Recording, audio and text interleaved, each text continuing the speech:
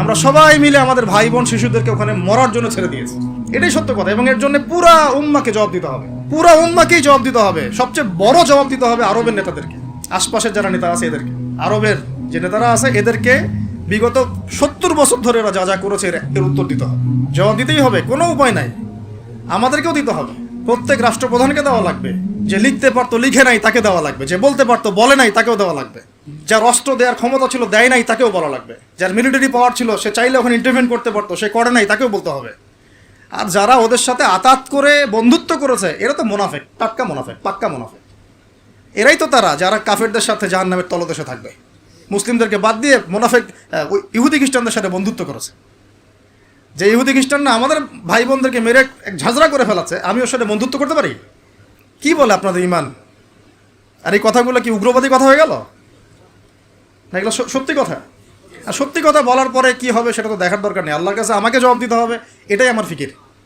তো যারা দোয়া করতে পারবে তারা যদি দোয়া না করে আল্লাহর কাছে জবাব দিতে হবে, যারা বলতে পারে যদি না বলে আল্লাহর কাছে অ্যান্সার দিতে হবে, যারা খাবার পাঠাতে পারতো তারা পাঠায় নাই আল্লাহর কাছে অ্যান্সার দিতে হবে। একটু ভেবে দেখেন না, আপনার যদি একটা বাচ্চা কখনো এমনি মারা যায় তাহলে আপনার কেমন লাগবে? আল্লাহ না করুক। একটা বাবার জন্য সবচেয়ে কষ্টের কোন সময়টা বলেন তো? নিজের সন্তানকে দাফন করা। আমরা তো কখনো করি নাই এটা, তা আমরা বুঝবো কিভাবে? যে ঘুমটাওয়ালা কিছু লোক বসে বসে অনলাইনে বলতেছে যে এগুলো ফিতনা, এটাই, ওরা কি কখনো নিজের সন্তানকে দাফন করেছে নাকি? কখনো কষ্ট স্বীকার করেছে নাকি? কখনো রিমান্ডে গিয়েছে নাকি? মায়ের খেয়েছে নাকি? কখনো জেল খাটছে নাকি? ও তো সুখে আছে, 3 বেলা খাচ্ছে দাচ্ছে, মাশাআল্লাহ, সুখে শান্তিতে জীবনযাপন। ও কি বুঝবে উম্মার কষ্ট? ও কি বুঝবে বাচ্চাদের কষ্ট, এই মা বোনদের কষ্ট? আর আমরা সর্বোচ্চ বলতে পারতেছি ব্যাস, কিন্তু সচেতনতা তো তৈরি করা দরকার। আপনার ছেলে যদি বলে ওখানে কি হচ্ছে, ওকে বলা উচিত, বাবা ওখানে কিছু শয়তান আছে, যে শয়তানগুলা আমাদের নিরীহ বাচ্চাদেরকে মেরে ফেলছে। তুমি যখন বড় হবা তোমাকে আল্লাহ পাক সামর্থ্য দিলে তুমি শয়তানগুলোকে মেরে ফেলিয়ে। বাচ্চাকে শেখানো উচিত। ওরা 100 বছর থেকে ওদের বাচ্চাকে এগুলো শিখাইছে। ওরা 100 বছর থেকে ওদের বাচ্চাদেরকে শিখাইছে যে মুসলমানরা হচ্ছে পৃথিবীর সবচেয়ে জঘন্য প্রাণী। ওদেরকে যখনই দেখবা তখনই মারবা, ওদের সাথে শত্রুতা করা তোমার উপর ফরজ। এটা ওরা শিখাইছে ওদের বাচ্চাদেরকে। আমাকে বলেন, কোনো মানুষ, একটা সুস্থ স্বাভাবিক মানুষ হাসপাতালে বোমা ফেলতে পারে কিনা বলেন? সে হোক ইহুদি বা খ্রিস্টান বা হিন্দু বা বৌদ্ধ বা মুসলিম, মুনাফিক, যেই হোক, কোনো মানুষ কি হাসপাতালে বোম ফেলতে পারে? কিভাবে ফেললো? তাহলে কি পরিমাণ ক্ষোভ তারা ভিতরে ভিতরে লালন করে আপনার কি বোঝার বাকি আছে? ওরা সুযোগ পাইলে একটাকেও ছাড়বে না, সবাইকে মেরে ফেলার। এই জন্য অল্প অল্প করে আগাচ্ছে, অল্প অল্প করে, আস্তে আস্তে। আমি এটা নিয়ে বিস্তারিত আলোচনা করছি বিগত প্রায় 1 মাস থেকে, আরও 5 বছর থেকে বলে আসতেছিলাম। লাস্ট 1 মাসে আপনারা দেখছেন এখন কি হচ্ছে। ধারাবাহিক এরকম সেশন আসবে ইনশাল্লাহ। আরও অনেক কথা আছে, কীভাবে এই জায়গা তারা আসলো, এটা 4টাখানি কথা না, বিশাল হিস্ট্রি। এমন অনেক সময় হয়েছে, এগুলো কিছুই না, এমন অনেক সময় হয়েছে 1 দফাতে 2.5 লক্ষ মানুষকে মেরেছে তারা ওই জায়গাতে, 1 দফাতে। 1940 সালের কথা বলছি, এক্স্যাক্টলি 1939 সালের জুলাইয়ের দিকের কথা, 1939 সালের দিকের কথা বলছি। ওই সময় এরা 2.5 লক্ষ মানুষকে মেরেছিল। 2.5 লক্ষ মানুষ আপনাকে কী মনে হয়? এভাবে যদি আমি পরিসংখ্যান দিতে থাকি এখানে আজকে 3টা-4টা বাজবে। আমার কাছে কিতাবও আছে রেডি করা, এবং ইনশাআল্লাহ আল্লাহ পাক চাইলে ওটা পাবলিশও হবে ইনশাআল্লাহ। তখন আপনারা বাসায় পড়ে নিয়েন, দেখেন কি হচ্ছে আসলে। তো মূল কথাটা হচ্ছে, ভাই আমি তো দোয়া করতে পারি, আমার তো করা উচিত, আমার ব্যথিত হওয়া উচিত, আমার কুনুতে নাজেলা পড়া উচিত। যদি আমার আরও বড় সামর্থ্য থাকতো অ্যাটলিস্ট ওখানে ত্রাণ পৌঁছানো উচিত ছিল, বা আরও যদি বড় ক্ষমতা আল্লাহ পাক আমাকে দিতেন তাহলে ওদের মুখের সামনে বলা উচিত ছিল এটা অন্যায়, জুলুম, এর প্রতিবাদে আমরা জাতিগতভাবে পাশে আছি ফিলিস্তিনিদের, এবং মুসলিম রাষ্ট্রগুলোর ঐক্যবদ্ধ হয়ে একটা ফোরাম গঠন করা উচিত ছিল এদের বিরুদ্ধে। কিসের শান্তি চুক্তি আর কিসের নেগোসিয়েশন? কোনো কথা আর বাকি আছে? এদের সাথে একটা ভাষাই বাকি আছে এখন, অস্ত্রের ভাষা, যুদ্ধের ভাষা। একটা ভাষাতেই কথা বলা বাকি আছে, আর কোনো ভাষাই নেই এদের সাথে কথা বলার।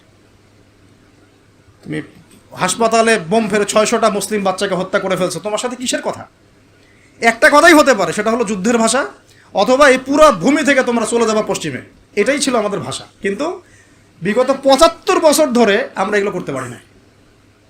একটা দুইটা বছর না রে ভাই, ৭৫ বছর ধরে আমরা এগুলো করতে পারি না। তো আমি এখানে গলা ফাটায় আমার আবেগ ঝেড়েও কী লাভ হবে তাও জানি না। অ্যাটলিস্ট আমরা আমাদের জবাবটা তো আল্লাহর কাছে দেওয়া লাগবে। আল্লাহ পাক আপনার অপারগতাও জানেন, আপনার সামর্থ্য সীমাও জানেন। আল্লাহ পাক দেখবেন এর মধ্যে থেকে আপনি কি করেছেন, দেখবেন কি না? তো এখন ভাই আমাদের কি এইসব মোবাইল, সেলফি, হাবি জাবি এগুলোই জীবন, না আমাদের কি চিন্তা করতে হবে একটু? তো চিন্তা করতে গেলে প্রথম সলিউশন পড়াশোনা করতে হবে, কোরআন পড়তে হবে। যে যাই বলুক কোরআন পড়লেই হয়ে যাবে, সেই হয়ে যাবে, সব কথা বাদ দেন, আপনি কোরআন পড়েন। যে যাই বলুক না কেন, আপনি কোরআন পড়তেই হবে, আপনাকে এর অনুবাদ আপনাকে পড়তেই হবে, তাফসির আপনাকে ঘাটতেই হবে, পাশাপাশি নবীর হাদিসগুলো আপনাকে পড়তে হবে। অবশ্যই কোনো না কোনো আলেমের সোহবতে থাকতে হবে। উদ্বাস্তুর মতো জীবনযাপন করবেন না এই 10 জন 20 জন সার্কেল নিয়ে। ওলামায়ে কেরামদের মধ্যে যারা হক্কানি ওলামায়ে কেরাম, তাদের কাছে এসে পরামর্শ করে চলাফেরা করবেন, যাতে আপনি বিভ্রান্তির শিকার না হন, পরামর্শ করতে পারেন। বাংলাদেশে কি আলেম ওলামার অভাব আছে? যত তাদের মধ্যে বিভক্তি থাক, যতই তারা একে অপরের সাথে কলুশনে থাক না কেন, যত দল থাক, তারপরেও আপনি ওলামায়ে কেরামের সাথেই থাকবেন। এবং হকপন্থী চিনে নেবেন। হকপন্থী আর মুনাফেক চেনার সবচেয়ে উপযুক্ত সময় কোনটা সেটাও বলে দিই। হকপন্থী ওলামায়ে কেরাম আর মুনাফেক যারা মুসলিম উম্মার ভিতরে কাজ করছে আমাদের মতো লেবাস পোশাকে, এটা চেনার, ফাইন্ড আউট করার সবচেয়ে শ্রেষ্ঠ সময় হচ্ছে উম্মার এই সংকটপূর্ণ সময়গুলা। উম্মার উপর যখন কোনো বিপদ আপদ, বালা মুসিবত, সংকট আসবে, আপনি এমনি বুঝতে পারবেন কারা মুনাফেক, কারা হকের উপর আছে, যদি আপনার বিবেক থেকে থাকে, আপনার বুঝ থেকে থাকে। এরপরেও যদি না চিনতে পারেন, আপনি দাজ্জাল, অন্ধ, আপনি দাজ্জালের মতো এক চোখ অন্ধ। এই মাজলুমদের বিপক্ষেও বহু আলেম কথা বলে নাই বাংলাদেশে, বলে নাই? তা আপনাকে আমি আর কিভাবে চিনাবো, কিভাবে চোখে আঙ্গুল দিয়ে চিনাবো যে আসলে কারা হকপন্থী, কারা বাতিলপন্থী? এইটুকু তো আপনার দায়িত্ব চেনার। কিভাবে এভাবে তাদের সাথে আপনি নিজের জীবনটা নষ্ট করে ফেলতেছেন? সুবহানাল্লাহ। আল্লাহ পাক আপনাদেরকে হেফাজত করুন, সঠিক পথে রাখুন, ওলামায়ে কেরামের সোহবতে থাকবেন, হকপন্থী ওলামায়ে কেরাম। আর ভাই প্রতিদিন যে সুন্নাহগুলো আছে এগুলো আমল করেন, নিজের উপর একটা সংশোধন নিয়ে আসেন। আল্লাহ পাক ততক্ষণ পর্যন্ত আমাদেরকে বিজয় দিবেন না যতক্ষণ না আমরা পরিপূর্ণ ইসলামে প্রবেশ করতেছি। আর পরিপূর্ণ ইসলাম মানে কি শুধু জুমার নামাজ পড়া, শুধু ঈদের নামাজ পড়া? আমাকে বলেন, আপনারা তো জানেন সব কিছু। পরিপূর্ণ ইসলাম মানে কি? 5 ওয়াক্ত নামাজ তো আপনাকে পড়তে হবে।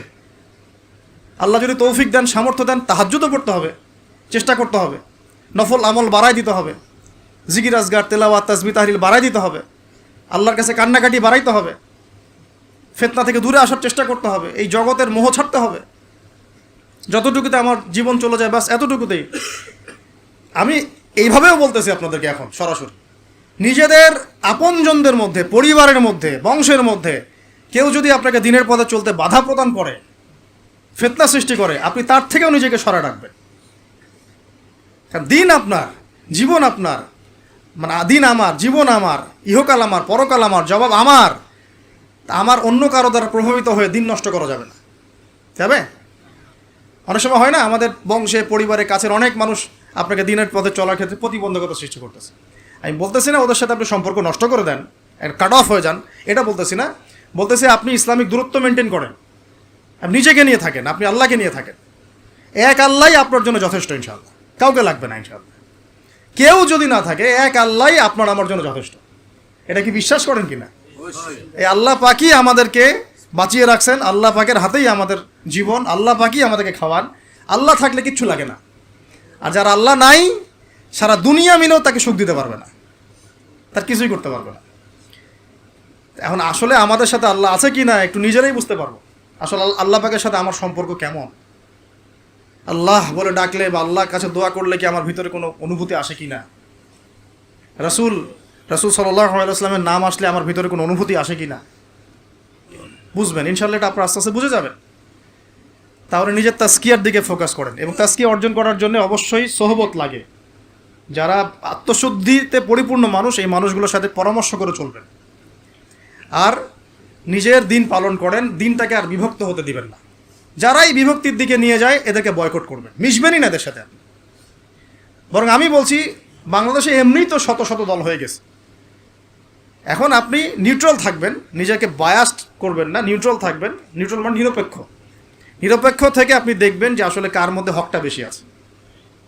এরপর আপনার বুঝ অনুযায়ী কোরআন সুন্নাহর সাথে মিলিয়ে ওলামায়ে কেরামের পরামর্শে যেদিকে তারা আপনাকে হেদায়েতের পথে নিয়ে যাবেন সেই পথে আপনি চলেন, ইনশাআল্লাহ আপনি ঠিক পথে থাকবেন। এই জন্য আমি একা একা থাকতে নিষেধ করি। ওলামায়ে কেরামদের সাথে পরামর্শ করে চলবেন এবং ঐক্যবদ্ধ জীবনযাপন করবেন। আর কিছু ভাইয়ের মধ্যে যদি খারাপ কিছু থাকে তাদেরকে একদম আন্ডার এস্টিমেট করে ধুয়ে রেখে দেওয়ার দরকার নেই, কারণ যার মধ্যে খারাপ কিছু আছে ওর মধ্যে ভালোও কিছু আছে। খোলা মনে ভালোগুলো নিয়ে নেবেন, খারাপগুলো আপনি ছেড়ে দিবেন। এখন বলতে পারে আপনি কিভাবে বুঝবেন ভালো কোনটা খারাপ কোনটা? নিজে পড়বেন, নিজে জ্ঞান অর্জন করবেন, আল্লাহ পাক বিবেক দিয়েছেন, বোঝার চেষ্টা করবেন এবং আলেমদের সাথে পরামর্শ করবেন, ব্যাস। আল্লাহ পাক এরপরে আপনাকে যে পথে নিয়ে যাবেন ইনশাআল্লাহ সেই পথে আপনি চলুন, উম্মার বিভক্তি বাড়াবেন না। এরপরে যখন অর্থনীতির মধ্যে ঢুকবেন, ব্যবসা বাণিজ্য, রিজিক, চাকরি বাকরি, জান চলে গেলেও হারাম খাবেন না ইনশাআল্লাহ। আল্লাহ পাক তৌফিক দান করে, আপনাকে তৌফিক দেখ, আমাকেও তৌফিক দান করে। কারণ আমরা সবাই হারাম খাচ্ছি অ্যাভেলেবল, আমি নিজেও ফিল করি। হারাম না খেলে আমাদের দোয়া কবুল হইতো, দোয়া যে কবুল হচ্ছে না বোঝেন না। কাবা ঘরে দোয়া হচ্ছে বিগত প্রায় 40-50 বছর থেকে, আল্লাহ ফিলিস্তিনকে মুক্ত করে দাও, মুসলিম ভাইদেরকে সাহায্য করো, নুসরা নাজিল করো। আপনি দোয়ার কি বরকত দেখতে পারতেছেন? দোয়ার কি ইম্প্যাক্ট পড়তেছে? রিজিক হারাম, রিজিক অনেক সময় হারাম হয়ে যাচ্ছে আমাদের। এমনকি হজের মতো মৌসুমে, উমরার মতো মৌসুমে আমরা যে গোশতগুলো খাচ্ছি বাইরে, এগুলো যে কতটুকু আল্লাহর নামে জবাই করছে আল্লাহ ভালো জানে। ভাবতে হবে তো, এগুলা পারতেছি না। আমি সত্যি বলতেছি যে আমরা হালাল খাইতেও পারতেছি না মনে হয়। চেষ্টা করতে হবে 100% হালালের উপর থাকার জন্য। যদি আল্লাহর নামে জবাই না করা হয় সেটা কি হালাল হবে? না। যদি আমার টাকার মধ্যে সুদ থাকে হালাল হবে? যদি আমার টাকার মধ্যে ঘুষ থাকে হালাল হবে? বাংলাদেশের লক্ষ লক্ষ মানুষ নামাজ পড়ে মসজিদে, ঘুষখোর। বাংলাদেশের লক্ষ লক্ষ না, কোটি কোটি মানুষ মসজিদে নামাজ পড়ে, মুসল্লি সুদখোর। অনেক মসজিদ কমিটি আছে সুদখোর। ভাই আমার কথা বলতে কোনো ভয়ে কাজ করে না, আর আমি কারো পরোয়া করি না, সত্য কথা বলতে, এক আল্লাহ ছাড়া। বাংলাদেশে লক্ষ লক্ষ মানুষ আছে মসজিদে, নামাজ পড়ে, সুদখোর, ঘুষখোর, দুর্নীতিবাজ, করাপ্টেড। আমাদের কথা বলছি, দাড়ি টুপিওয়ালা মানুষ, আমরা বহু দাড়ি টুপিওয়ালা মানুষ আছি, সমাজে চলাফেরা করি, আমাদের রিজিক ঠিক নেই, হারাম খাচ্ছি। দোয়া কবুল হবে না। আল্লাহ পাক আমাদেরকে হারাম থেকে বাঁচান, হারাম থেকে বাঁচান। এরপর পরিবার যখন গঠন করতে যাবেন, ভুল করে পরিবারে অনইসলামিক কোনো মতাদর্শকে স্থান দিবেন না। পরিবারের বউ বাচ্চা যেন পর্দা করে, খেয়াল রাখতে হবে। বিয়ে শাদী করার সময় খেয়াল রাখতে হবে কোন মেয়েটাকে বিয়ে করছেন। একটা মেয়ের বাহ্যিক সৌন্দর্য সব কিছু না, 3 মাস 4 মাস খুব মজা লাগবে, তারপর দেখবেন যখন আসল লাইফে আমরা ঢুকে যাই তখন দেখবেন দায়িত্ববোধটাই সবচেয়ে বড় কথা হয়ে দাঁড়ায়। এই রওনাক চলে যাবে, দিনদারিতা না থাকলে এই রওনাক চলে যাবে। মেয়ে দিনদার কিনা এটা দেখবেন সবার আগে। দিনদার হলে যদি একটু গায়ের রং কালো হয়, বিয়ে করে ফেলেন, বিয়ে করে ফেলেন। বিয়ে তো কঠিন করে ফেলছে সমাজ, জেনা সহজ হয়ে গেছে। মোস্তফা কামাল আতাতুর্ক যখন ক্ষমতায় আসছিল না, আমি সংবিধান চেক করলাম আজকে পড়তে পড়তে এক জায়গায়, ওই সময়কার সংবিধান তুরস্কের। মোস্তফা কামাল আতাতুর্ক যখন 1918 সালের পরে ক্ষমতায় আসছে, ওকে তো ক্ষমতায় বসাইছে ব্রিটেন। এ তো জানেন হিস্ট্রিটা, আপনারা অনেকে জানেন যারা পড়াশোনা করেন। তো ওর সংবিধানে লিখেছে যে একাধিক বিয়ে করা হারাম, আর অমুসলিম নারীকে বিয়ে করাও বৈধ। সব উল্টাই দিছে। তা আমাদের সমাজে এখন ওইরকম চিত্র দেখা যাচ্ছে যে আপনি 17 বছরে বিয়ে করতে পারবেন না, কিন্তু 17 বছরে আপনি জেনা করছেন। আল্লাহ মাফ করুক, বাংলাদেশে 17 বছর বয়সে জেনা করা ছেলে মেয়ের অভাব আছে? আদমশুমারির মতো এই কুমারিত্ব টেস্ট যদি করা হয় ছেলে মেয়েদের, তারপর দেখা যাবে কী অবস্থা। তো বিয়েটাকে সহজ করা উচিত। বিয়ের বয়স একটা ফিক্স করা হয়েছে, এর সাথে তো আমরা এখন যুদ্ধ করতে পারবো না। পারবেন? ছেড়ে দেন, আচ্ছা ফিক্স করছে বুঝলাম। এখন ওই বয়সটা হয়ে গেলেই আপনার সন্তানের বিয়ের ব্যবস্থা করে ফেলেন এবং এটাকে সহজ করে দেন, এত জটিল করেন না, সহজ করে দেন যাতে করে ওরা জিনা থেকে বেঁচে থাকতে পারে। ভাই বিশ্বাস করেন, বহু দাড়ি টুপিওয়ালা মানুষ, এলেমওয়ালা মানুষ এইসব মিম্বরে দাঁড়ায় হক কথা বলতে পারে না জেনার কারণে। জেনার কারণে এই যে আমরা চলাফেরা করতেছি না, চোখের জেনা তো হচ্ছে অ্যাভেলেবেল। অনেক সময় মনেরও জেনা হয়ে যাচ্ছে, মনে খারাপ চিন্তা চলে আসতে পারে না, দেখবেন মনের নূরটা নষ্ট হয়ে যায়, তখন আপনার ইমানের ওই তেজটা কাজ করে না। ভালো করে খেয়াল করে দেখবেন, যখন মনের মধ্যে এই নূরটা নষ্ট হয়ে যায়, কিছু একটা নগ্ন মেয়েকে দেখে ফেলছেন বা একটা মেয়েকে দেখে আপনার অ্যাট্রাকশন তৈরি হয়ে গেছে, হতে পারে, কিন্তু হতে পারে, আমরা তো ফেরেশতা না, হতেই পারে, তখন দেখবেন মনের মধ্যে নূরটা নষ্ট হয়ে যায়। ওই সময় আপনি কিন্তু এই ইমানের এই জজবাটা শো করতে পারবেন না। তখন নবী সাল্লাল্লাহু আলাইহি ওয়াসাল্লাম বলেছেন, তখন যদি বাসায় স্ত্রী থাকে তোমরা স্ত্রীর কাছে চলে যাবা, নিজের প্রয়োজন মিটাই নিবা, তাহলে এই শয়তানি মন থেকে চলে যাবে। তাই এখন তো বিয়ে কঠিন, এটা মিটাবে কীভাবে? অনলাইনে ঢুকলেই দেখবেন আপনি নগ্নতা নগ্নতা নগ্নতা। এই ছেলে পেলে আমাদের সাথে যারা ঢাকায় থাকে এরা যাতে আরও জানে কী আছে ওখানে, কী হয়। ছেলে ছেলে নাই আর মেয়ে আর মেয়ে নাই, মেয়ে আর মেয়ে নাই, ও নিজে ছেলে। একটা মেয়ের যে চরিত্র খারাপ এটা বোঝার জন্যে এতটুকু যথেষ্ট যে ও মোটর সাইকেলের পিছনে বসছে কীভাবে এটা দেখবেন। খেয়াল, একটা আপনার শালীন দিনদার স্ত্রীকে নিয়ে যদি আপনি মোটর সাইকেলে জানো, দেখবেন তার বসার ধরনটা কেমন, আর যাদের সাথে এই যে ফ্রি মিক্সিংয়ে প্রেম প্রীতির সম্পর্ক করে এদের বসার ধরনটা কেমন। বসাই আপনাকে বলে দেবে কত বড় বেয়াদব, কত বড় আদবহীন বেহায়া একটা মানুষ। আমার কথা ইশারা দিচ্ছি, সব তো বলা যাবে না।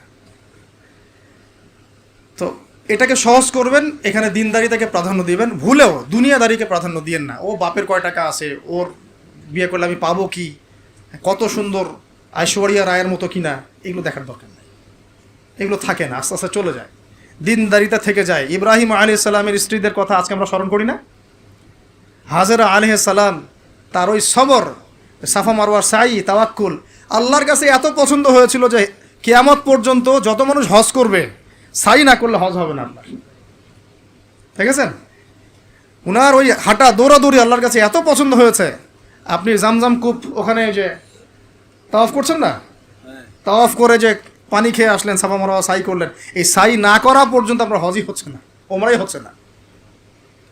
তো একজন দিনদার মেয়ের দিনদারিতা আল্লাহর কাছে কিভাবে কবুল হয়ে থাকে, আমাদের মেয়েদেরকে বুঝান, বাসায় গিয়ে বোনদেরকে বুঝান, মাদেরকে বুঝান, স্ত্রীদেরকে বুঝান, তাদেরকেও একটা উদ্দেশ্যে আল্লাহ পাক সৃষ্টি করেছেন। কি উদ্দেশ্য? তারা যেন ইসমাইলের মতো প্রজন্ম জন্ম দিতে পারে। তাদেরকে সিরিয়াল দেখার জন্য পাঠানো হয় না, তাদেরকে এই রং তামাশা করার জন্য আর স্নো পাউডার মেখে বাইরে ঘোরার জন্য পাঠানো হয় না। এবং এটাকে কন্ট্রোল তো আমাদেরকে করতে হবে। এই যে বললাম, কন্ট্রোল করতে গিয়ে যদি দেখেন পারতেছেন না, আপনার দ্বারা হচ্ছে না, তখন কি প্রয়োজনে ডিসকানেক্টেড হয়ে যাবেন। প্রয়োজনে ডিসকানেক্টেড হয়ে যাবেন, তাও নিজের দিনকে ক্ষতিগ্রস্ত হতে দিবেন না।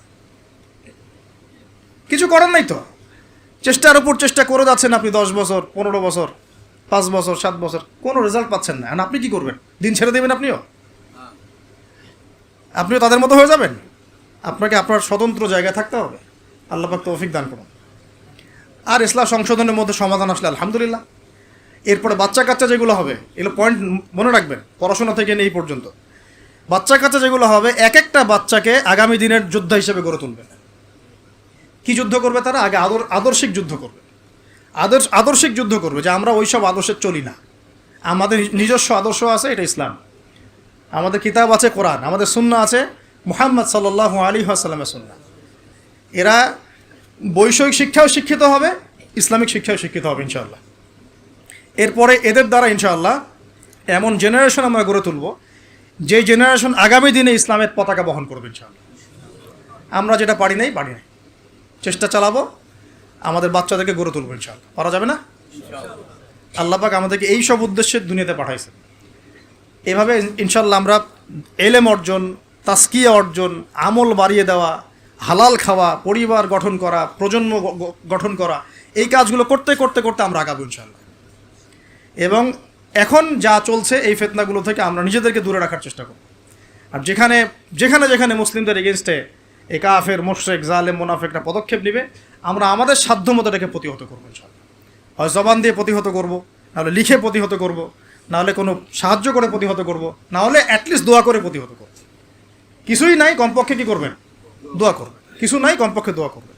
কিন্তু কোনো অবস্থাতেই আত্মসমর্পণ করবেন না এদের সামনে। ওদের সামনে কোনো অবস্থাতেই জালেমের সামনে হাঁটু গেড়ে দিবেন না। মাথা উঁচু করে বাঁচবো ইনশাল্লাহ, মাথা উঁচু করে মরবো ইনশাল্লাহ।